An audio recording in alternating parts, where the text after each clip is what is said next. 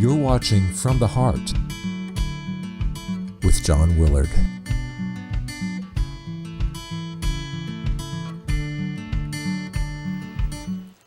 Hi friends, John Willard here, the gentleman poet, storyteller, and NACA contributor, back for another show and more bone-chilling truth. Blackberry picking is underway. If you can't load up and come to the Ozarks, then come. Take the journey with me. Get a bowl of blackberry cobbler. Put your feet up and dream of a walk toward knowing that our lives and choices mean something.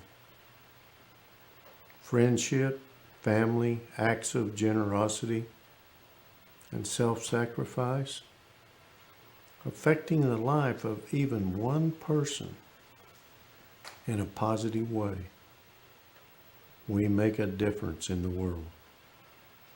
We should never forget that success is not in the bulk of your wallet, but in the weight of your character.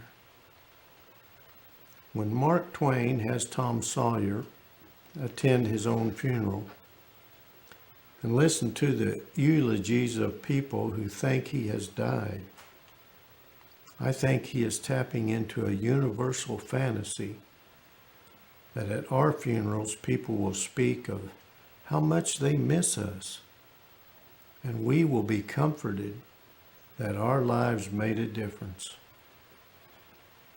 Reminds me of my May 1st video when I showed the difference Doc McCracken, a country doctor during the Depression, how his life made a difference for the good of so many people. I suspect we all know the feeling of being a supporting actor in other people's lives. A friend is undergoing chemotherapy for cancer, and we visit her. We drive her to an appointment. Her life is a drama, life or death struggle.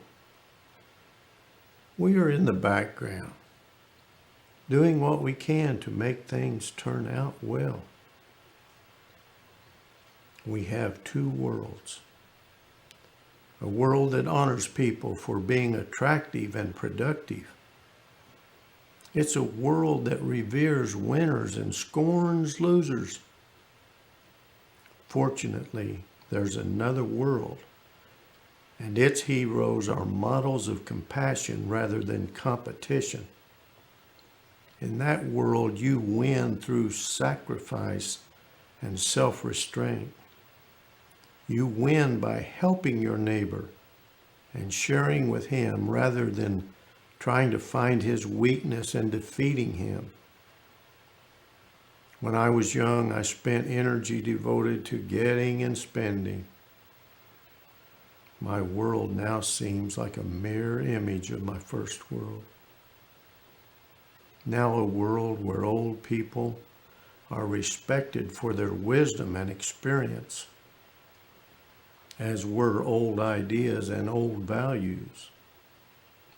A world where people are described as beautiful because they exude compassion and generosity rather than wealth and glamour. Success has a very different meaning here. As I grew old, I came to admire kind people.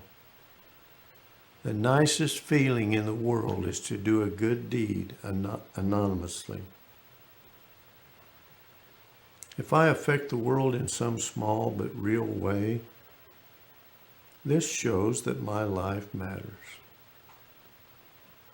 We don't have to find the cure for cancer. We only have to share our lives with other people. Few of us can do great things, but all of us can do small things with love. In my life, along the way, I loved someone. I changed her life and she changed mine. And that meant everything. That made it all worthwhile. We have all seen the movie It's a Wonderful Life. Maybe corny with impossible, noble heroes, but at the heart of the movie is a valid and vital message. George Bailey, a small-town banker who always does the right thing. He's generous with everybody, loves everybody. But through a combination of other people's mistakes and other people's greed, his bank is about to fail. Oh, he's distraught. He thinks he is worth more dead to the community than he is alive. A guardian angel is sent to rescue him.